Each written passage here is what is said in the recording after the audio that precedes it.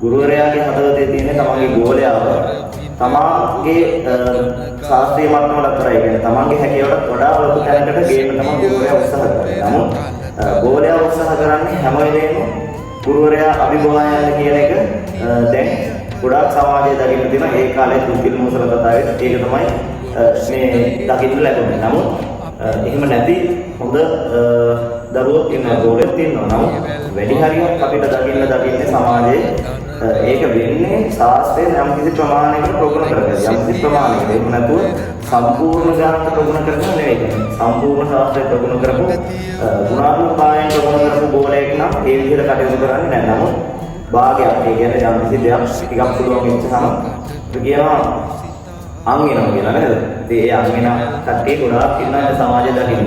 ඉතින් අන්න ඒකෙන් තමයි මේ ශාස්ත්‍රයට ගොඩාක් හානි කර දේවල් වෙන්නේ. ඒ වගේ දුරුගෝල සමදේයවන ගොඩාක් ප්‍රශ්නයක් වන දේවල් වෙන්නේ. ඉතින් එහෙම එක්කෙනෙක් දෙන්නේ නිසා අර බුද්ධිල මුසල කතාව අද සමාජයට ගැලපෙනවා. ඉතින් එහෙම වෙන්න එපා. කවදාවත් ගුරුවරයෙක් කියන කෙනාව අභිභවා යන්න බෑ. ඒ වුණාට ගුරුවරයාගේ මනසේ තියෙන ගෝලයාව ගුරුවරයාට වඩා වැඩක් කරන්න. ඒ කියන්නේ ලොකු දැනකට ගේන්න.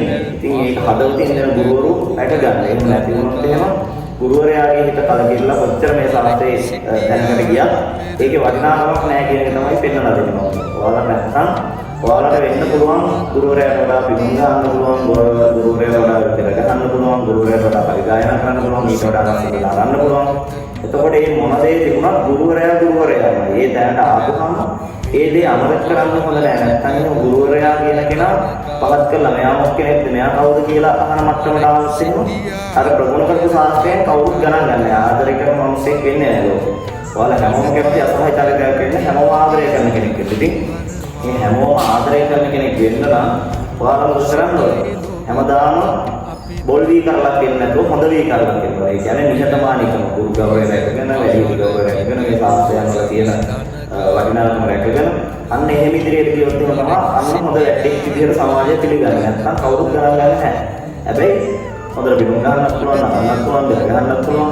මොන දේ තිබ්බත් අර කියන ගුණාධර්ම ටික නැත්නම් ගුණාංග ටික නැත්නම් කවුරුත් ගණන් ගන්නේ නැහැ. කාගේවත් ආකර්ෂණයක්, ආදරයක් ඇති වෙන්නේ නැහැ. ඒක හැම වෙලාවෙම මතක තියාගන්න. ඉතින් ඔය ටික මතක් කරගෙන ශාස්ත්‍රය ඉගෙන ගන්න කියන එක තමයි මම හිතන්නේ.